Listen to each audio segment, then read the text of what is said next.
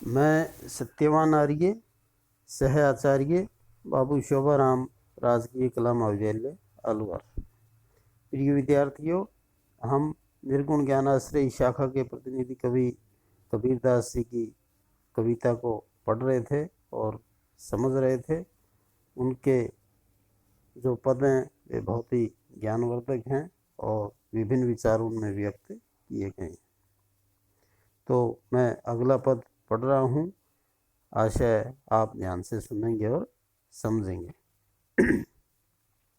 बहुत दिन अंत है मैं प्रीतम पाए, भाग बड़े घर बैठे आए। मंगलाचार माही मन राखों, राम रसायन रसना चाखों। मंदिर माही भयो उजियारा, ले सूती अपना पीव पियारा। मैं रनी राती ये निधि पाई, हम ही कहाँ ये तुम ही बड़ाई। कहे कबीर मैं कछु न कीना, सखी सुहाग राम मोहि दीना। कठिन शब्दों के अर्थ देख लें। रसायन का अर्थ है रसायन, औषधि या प्रेम रस। रसना जीवा या जीव, सुहाग सौभाग्य। ये जो पद है ये कबीरदास जी की कबीर ग्रंथावली में से अवतरित है और इस पद में कबीर जी ने प्रियतम के अनुग्रह, जीवात्मा और परमात्मा के दाम्पत्य प्रेम तथा मिलन का चित्रण किया है। कबीरदास जी कह रहे हैं कि मैंने बहुत दिनों के पश्चात यानी अनेक जन्मांतर के बाद अपने प्रियतम परमात्मा को प्राप्त किया है।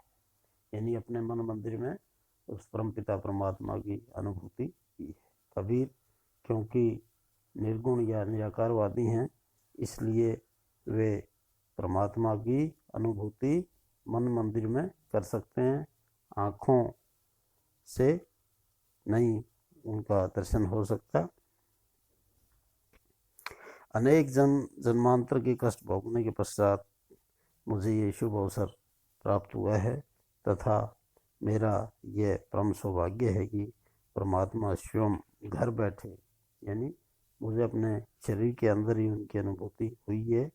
मुझे ऐसे प्रतीत होता है कि जैसे स्वयं घर बैठे ही वे आ गए हैं और उन्होंने मुझे अपने दर्शन दिए हैं। मुझे इसके लिए कोई विशेष प्रयास या मेहनत नहीं करनी पड़ी। मैंने परमात्मा के मंगलकारी मिलन के गीतों में अपने मन को मग्न कर दिया है और मैं अपनी जीवा से परमात्मा के प्रेम रस का पान कर रही हूँ। ऐसा कबीरदास जी की जीवात्मा अनुभव कर रही है। मेरे हृदय रूपी मंदिर में प्रेम का प्रकाश हो गया है। मैं अपने प्रिय पति के साथ सो गई हूँ, यानी मैंने अपने प्रिय पति निर्गुण निराकार राम के साथ सानिध्य सुख प्राप्त कर लिया है। मैं अनेक जन्म लेने पर भी अब तक ईश्वर को प्राप्त नहीं कर सकने के कारण निराश या विरहिणी थी, परंतु अब मानव जीवन में परमात्मा की असीम अनुकंपा से ही मैंने अपार आनंद एवं नवोनिधियाँ प्राप्त कर ली हैं। इसमें मेरी पात्रता का कोई विशेष महत्व नहीं है। यह सब तो परमात्मा की कृपा की ही देन है, अतः उसी का विशेष महत्व है। महाकवि कबीर कहते हैं कि मेरी जीवात्मा तो परमात्मा के प्रेम में विभोर होकर यही अनुभव करती है कि उसने इस जीवन में कुछ भी प्रयास नहीं किया। परमात्मा रूपी प्रियतम राम ने ही मुझे ये सुख और सौभाग्य प्रदान किया है। कबीरदास जी की जो आत्मा या जीवात्मा है वे परमात्मा की अनुभूति कर रही हैं और इसका श्रेय भी वे परमात्मा को ही दे रही हैं। यानी परमात्मा की कृपा होने के बाद ही जीवात्मा को उस परमात्मा के दर्शन हो पाए।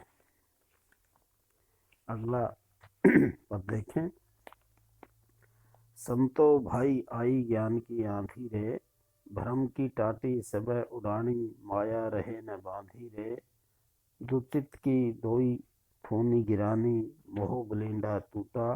कृष्णा छान परी घर ऊपर, कुगदी का भांडा फूटा, जोग जुगती कर सरी करी संतो बांधी, निर्चु चुवे न पानी, कूड़ कपट काया का निख्या, हरि की गति जब जानी, आंधी पीछे जो जल बूठा, प्रेम हरिजन भीना, कहे कबीर भान के प्रगटे, उदित भया तम खीर। तीन शब्दों का देखें। निर्चु बिल्कुल, बूठा वर्षा या जल, भीना भीग जाना, खीना क्षीण या कमजोर।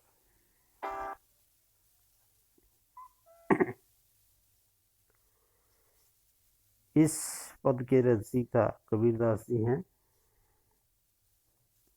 इस पद में महाकवि कबीर ने ज्ञान और भक्ति के समन्वय से प्राप्त महारस की अनुभूति का लौकिक बिंबों के माध्यम से चित्रण किया है। महाकवि कबीर कहते हैं कि हे भाई संतो, अब मेरे हृदय में ज्ञान की आंधी बह रही है, ये ज्ञान की आंधी चल रही है। यानी मेरे हृदय में ज्ञान की मात्रा बहुत अधिक हो गई है। मुझे अपने हृदय में अपार ज्ञान की प्राप्ति हो गई है और मुझे ऐसे अनुभव हो रहा है कि जैसे मेरे हृदय में ज्ञान की आंधी चल रही हो। इससे मेरा भ्रम रूपी छप्पर उड़ गया है। इस तरह से आंधी के चलने से छप्पर या झोंपड़ी गिर जाती है, उसी तरह से मेरे हृदय में जब पर्याप्त ज्ञान हो गया है तो मेरे हृदय के समस्त संशय दूर हो गए हैं। अब माया जीव को बांध कर नहीं रख सकती। इस भ्रम रूपी छप्पर की सारी सामग्री नष्ट हो गई है। इस छप्पर को सहारा देने वाली मन की द्विधा रूपी दोनों जो थूनियाँ हैं वे गिर गई हैं और मोह रूपी बलिंडा या मोह रूपी शरीर भी समाप्त हो गया है। तृष्णा रूपी छान ज्ञान की आंधी से उड़कर धरती पर गिर गई और इस प्रकार जीवन की तृष्णा समाप्त हो गई है। जैसे ही मुझे अपने हृदय में ज्ञान की प्राप्ति हुई है तो मेरी जो सांसारिक वासनाएं हैं वे सब समाप्त हो गई हैं। कुबुद्धि का घड़ा फूट गया है। मेरे मन के समस्त जो बुरे विचार समाप्त हो गए हैं। संतों ने फिर से इस जीव रूपी छप्पर को योग की युक्तियों द्वारा बांध दिया है, अतः अब इसमें वासना रूपी जल नहीं टपकता। जब से मैंने भगवान की गति को जान लिया है तब से ही इस शरीर का कपट रूपी कूड़ा निकल गया है। यानी जब से मुझे अपने हृदय में ज्ञान की प्राप्ति हुई है तो मेरे मन के समस्त मैल दुर्गुण बुरे विचार समाप्त हो गए। इस ज्ञान की आंधी के पश्चात होने वाली भगवान के अनुग्रह और प्रेम की वर्षा से भगवान के जो भक्तजन हैं, हरिजन हैं, वे प्रेम के मारस से भीग गए हैं। महाकवि कबीर कहते हैं कि ज्ञान रूपी सूर्य के उदय होने पर अज्ञान रूपी अंधकार समाप्त हो गया है। इस तरह से सूर्य के निकलने पर अंधकार समाप्त हो जाता है, उसी तरह से व्यक्ति को ज्ञान की प्राप्ति होने के बाद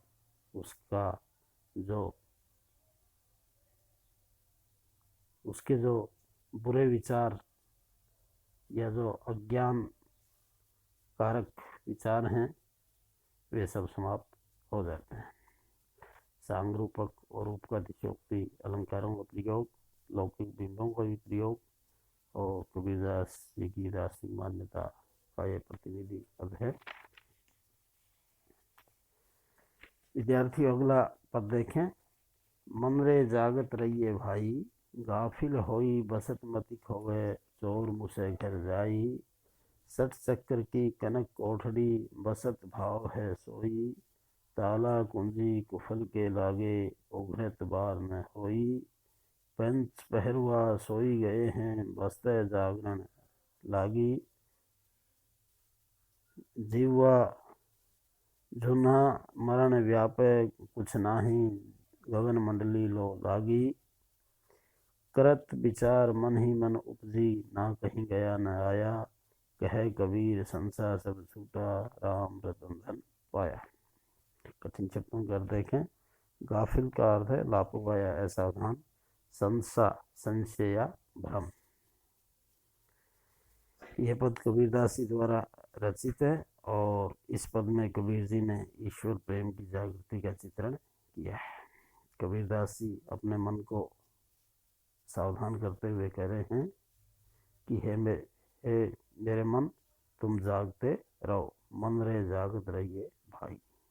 हे भाई मन, तुम सदा जागते रहो, तुम ऐसा सावधान या लापरवाह मत हो जाना और मदहोश होकर अज्ञान में मत सो जाना, क्योंकि तुम्हारे हृदय रूपी घर को काम क्रोध आदि चोर लूट लेंगे।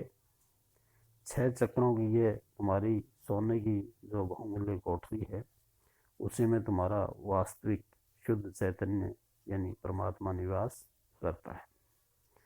ताला, कुंजी और कुफल के लगे होने पर इस कोठरी के खुलने में देर नहीं लगती है।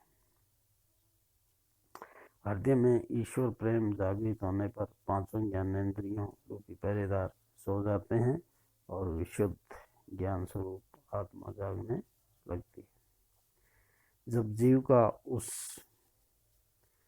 जीव का प्रेम उस परम तत्व से हो जाता है, तब व्यक्ति जरा और मरण के दुख से मुक्त हो जाता है। यानी परमात्मा जब कृपा करते हैं और व्यक्ति को मोक्ष प्रदान कर देते हैं, तो उसे इस संसार में जन्म नहीं लेना पड़ता और उसे न जन्म लेना पड़ता है और न बुढ़ापे और मरने के दुख को भोगना पड़ता है।